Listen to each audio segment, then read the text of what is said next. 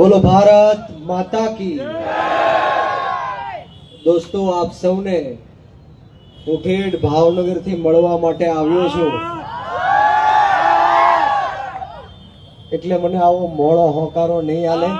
બંને હાથ ઉપર કરી મુઠ્ઠી વાળી અને તાકાતથી બોલવાનું છે, ભારત માતા કી, ભારત માતા કી, જય જવાન, જય જવાન। ખૂબ ખૂબ આભાર।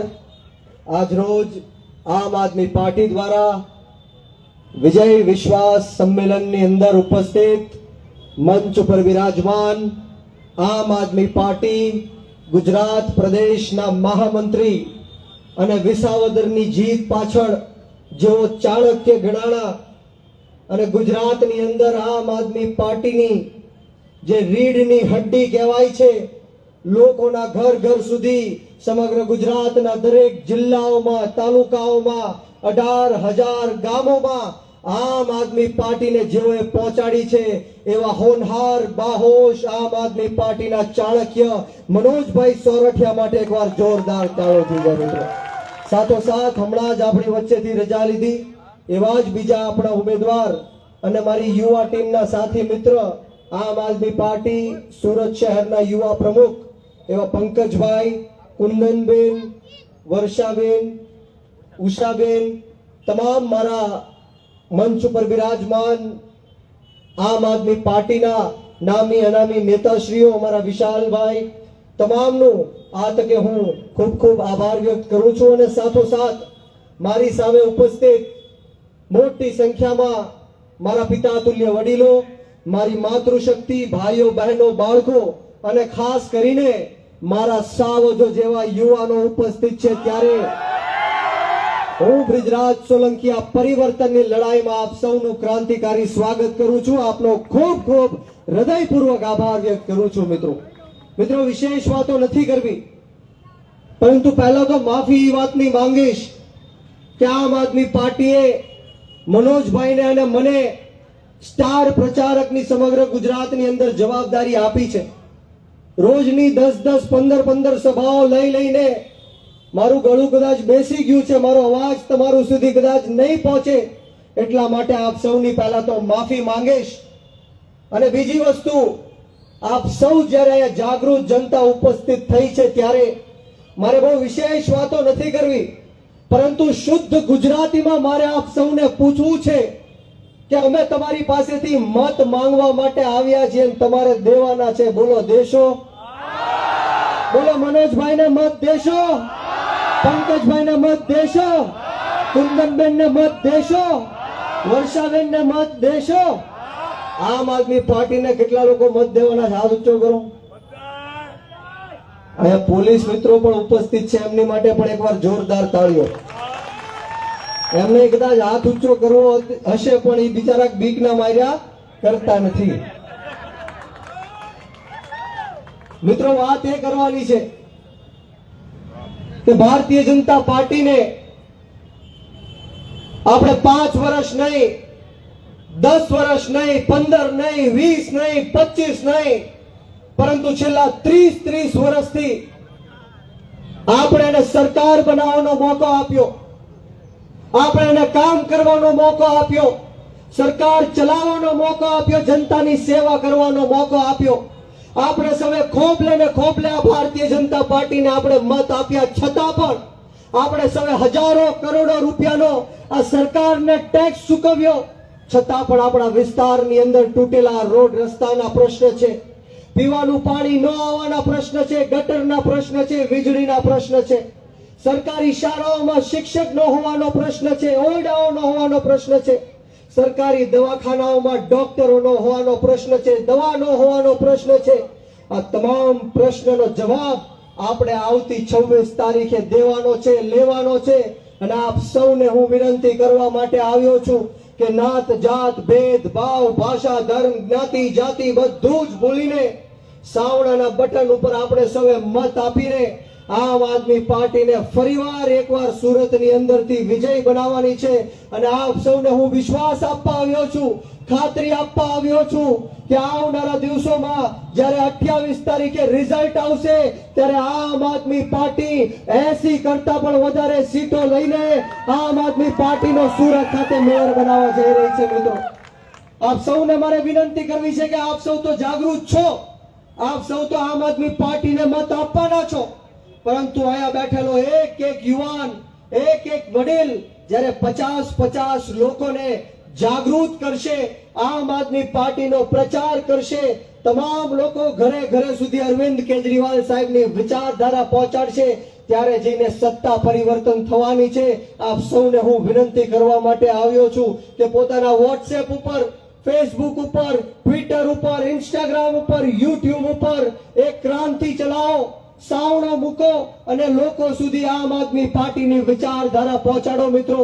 એનું કારણ છે કે જે રીતના ગુજરાતની અંદર તાનાશાહી અને હિટલરશાહી છેલ્લા વર્ષોમાં ચાલી રહી છે એ તમામ લોકોએ જોઈ, મારે કહેવાની જરૂર નથી। આજે હું અહીંની સભામાં આવતો હતો ત્યારે અનેક યુવાનોના મને ફોન આવ્યા કે બ્રિજરાજભાઈ આ સભામાં ન આવવા દેવા માટે અમને ભાજપના નેતાઓના ફોન આવ્યા કે સભામાં નહીં જાતા, તમારી ઉપર ખોટા કેસો કરશું, તમને જેલમાં નાખશું, તમારા ધંધા રોજગાર ઉપર પ્રહાર કરશું। પરંતુ આજે આ સુરતના જાહેર મંચ ઉપરથી આ ભાજપના ભ્રષ્ટ નેતાઓને પણ કહેવા માંગુ છું કે તમે ગમે એટલો અન્યાય કરો, અત્યાચાર કરો, ખોટા કેસ કરો, જેલમાં નાખો, પરંતુ અમે ગરીબ ખેડૂતના દીકરા તમારી સામે મોરે મોરો દઈ દેવા માટે તૈયાર છીએ। આવનારી 26 તારીખે આ લોકોને જડબા તોડ મિત્રો જવાબ દેવાનો છે। હમણાં ભાઈએ વાત કરી કે સુરત ખાતે હું જ્યારે આવતો હતો ત્યારે આખા ગુજરાતની પોલીસ મને પકડવા પાછળ રાખી દીધી, મારા ઘરે પોલીસ, મારી ઓફિસે પોલીસ, મારી પાછળ પોલીસ, અને અંતે ભરૂચ ખાતેથી મારી અટકાયત કરવામાં આવી, મને ડિટેન કરવામાં આવ્યો। પરંતુ ખુશી સાથે કહેવું પડે કે સભામાં જેટલું માણસો નહોતું એના કરતા પણ 10 ગણું માણસો એની પછીની સભામાં થયું। અને આ હર્ષ સંઘવીના હોમ ટાઉનમાંથી, આ સુરતમાંથી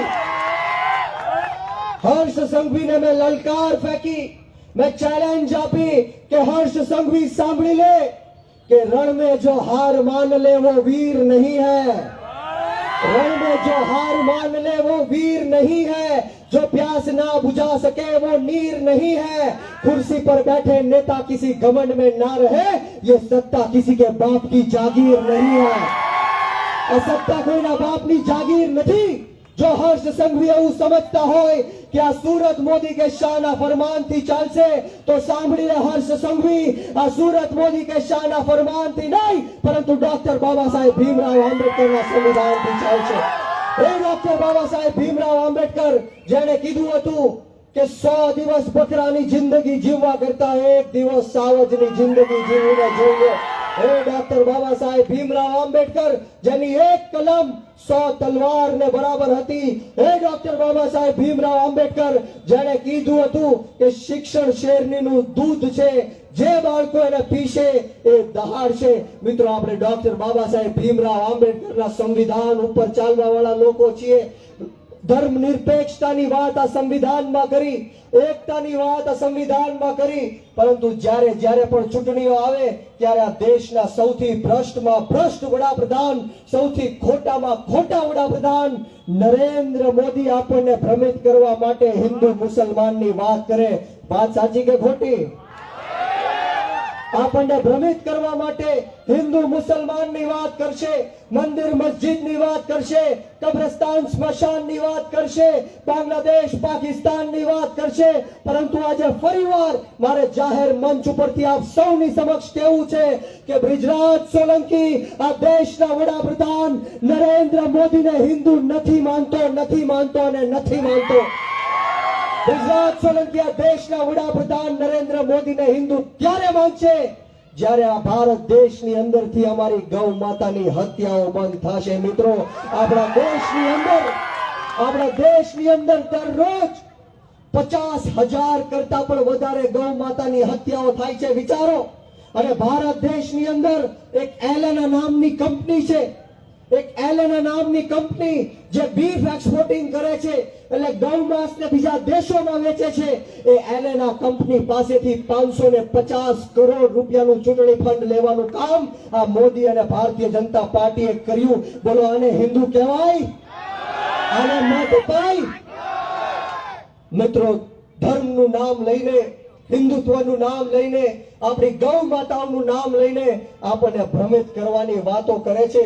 પરંતુ આપણે સૌએ આપણી આત્મા જગાડવાનો સમય આવી ગયો છે કે જે રીતના દિલ્હી અને પંજાબની અંદર અરવિંદ કેજરીવાલ સાહેબે કામ કર્યા, જે રીતના પંજાબની અંદર ભગવત માન સાહેબે કામ કર્યા, સારામાં સારું મફત આંતરરાષ્ટ્રીય શિક્ષણ આપવાની વાત હોય, સારામાં સારી આરોગ્યની સુવિધા આપવાની વાત હોય, મફતમાં પાણી વીજળી આપવાની વાત હોય, મફતમાં મહિલાઓને બસની સુવિધા આપવાની વાત હોય, ત્યારે આપ સૌને મારે કહેવું છે કે આપણે સૌએ એક થઈને, સંગઠિત થઈને આખા સુરતની અંદર એક ક્રાંતિ પેદા કરવાની છે. અને આવનારી 26 તારીખે આપણે સૌએ ઝાડુના બટન ઉપર મત આપીને આપણે ક્રાંતિ લાવવાની છે. બોલો તૈયાર છો? મારે આપ સૌને કહેવું છે કે આપ સૌ જાગૃત છો, પરંતુ આપ સૌની અંદર ગુસ્સો આવવો જોઈએ. જ્યારે મારે તમને વાત કરવી છે કે ગુજરાતની અંદર 18 વર્ણના લોકો, દરેક સમાજ, જ્ઞાતિ અને ધર્મના લોકો આ ભાજપના શાસનથી ત્રાહિમામ પુકારી ચૂક્યા છે. બોલો કયા સમાજની વાત કરું, કઈ જ્ઞાતિની વાત કરું, કયા ધર્મની વાત કરું?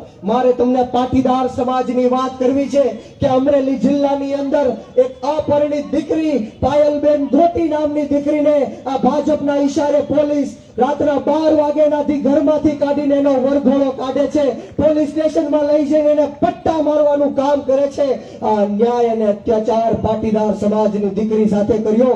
મારે તમને કોળી સમાજની વાત કરવી છે કે જસદણ વિછિયાની અંદર 92 નિર્દોષ કોળી સમાજના યુવાનો ઉપર 307 ની કલમ લગાડવામાં આવી, એને મારવામાં આવ્યો અને જેલમાં પણ પૂરવામાં આવ્યા. મારે તમને દલિત સમાજની વાત કરવી છે કે જ્યારે દલિત સમાજનો યુવાન અરવિંદ કેજરીવાલ સાહેબને સાંભળવા માટે સુદામડા ખાતે પહોંચે છે, ત્યારે આ ભાજપનો એક ગુંડો નેતા એને મારી નાખવાની ધમકી આપે છે, એને અભદ્ર ગાળો આપે છે. ત્યારે મારે માલધારી સમાજની વાત કરવી છે, ત્યારે મારે ક્ષત્રિય સમાજની વાત કરવી છે.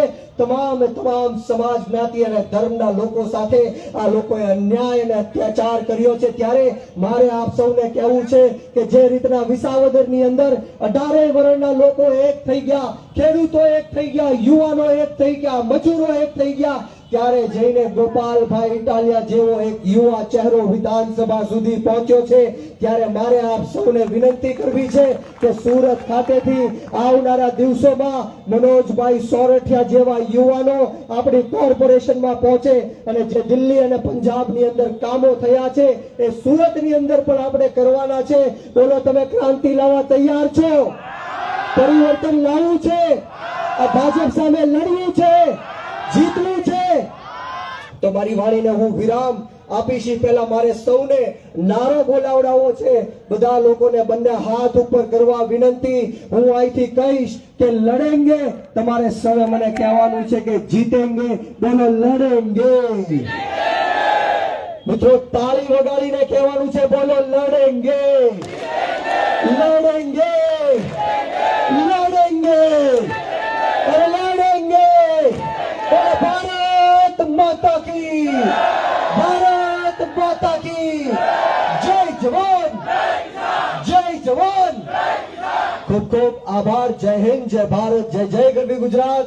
ભારત માતા.